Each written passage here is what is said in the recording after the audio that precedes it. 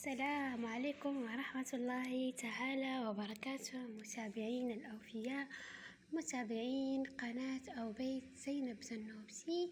شحالكم أخواتي وأخوتي؟ نتمنى عنكم تعودوا على أفضل حال وعلى أتم الأحوال يا رب العالمين، وما يعود نقدر لكم شي شواتكم هذه الصحة مع هذا الجو مع هذا البرد اللي صراحة ولله الحمد على كل حال. ومرحبا باللي جاب مولانا.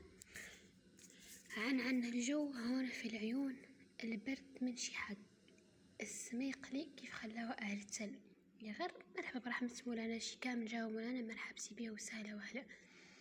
المهم جيتكم هون بوصفة، راني نقص الصوت وهادي وما درت لكم فيديو طويل لا قصير اللي بيا تليفوني عندي في ستوك، اللي عبارة عن وصفة لعلاج الصدر، يعني عفوا الكحة والسعال اللي كيعود نتيجة القشوش كيف نسموه احنا، يعود ملان من خاي وذكاء ما عزكم الله.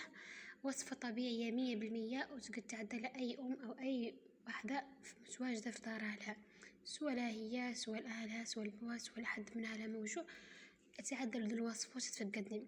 الوصفة اللي تقبلوا فيها كيلو مخلط ما بين تمر، يعود نوعية ممتازة. نفضل انه انا ننصحكم بالسكري والشريحة الصغيرة تعود بلدية، يعني تقبلوا نص كيلو من الثمر ونص كيلو من الشريحة، لا تغسلهم مزيان بالماء.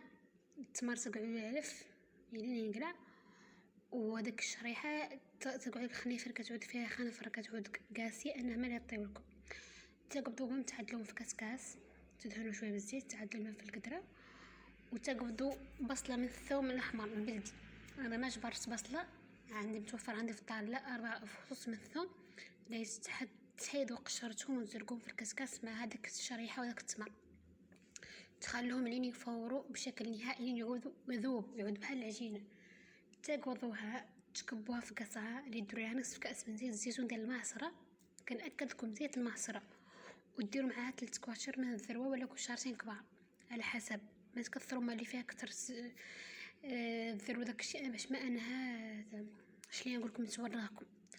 تقبضوهم ديروهم في قصعة وتسموا تمعسوهم بيدكم مزيان تحصلوا على عجينة. تقبضوا قارورتين، انا يجيكم 100 قارورتين وشوي، تصقلوهم مزيان يعدوا كاع كبار هادات، يجيكم 2 قرعات من هادي، يعني نصف كيلو في كل قرعة، فاهمين؟ يعني تعجنوه مزيان لين تعجنوه لين ذاك، وتقبضوا هذاك الثمر داك الشيء وتديروا داك البطة او قرعة من دجاج تعود مسكولة ومغسولة قبل معقبة بالخل، تنشفوها وتعدلوا في هذيك الوصفة وتعدلوها، واخا تخلوها برا ما هو مشكل. صدقوني الطفيلات راهي وصفة رائعة عن تجربتي الشخصية لعلاج الكحة والسعال اللي يعودوا في القشوش. والله يشفينا ويشفيكم ان شاء الله يا ربي، ومرحبتي بكم وسهلا وهلا. ودعتكم في الله الذي لا تضيع ودائعه وما ولا باس. مرحبتي بكم وسهلا وهلا، ولا تنسوني من دعوة صالحة وظهر الغيب وكومنتير ولايك وتشجيع وبارتاج. مرحبا وسهلا، في امان الله.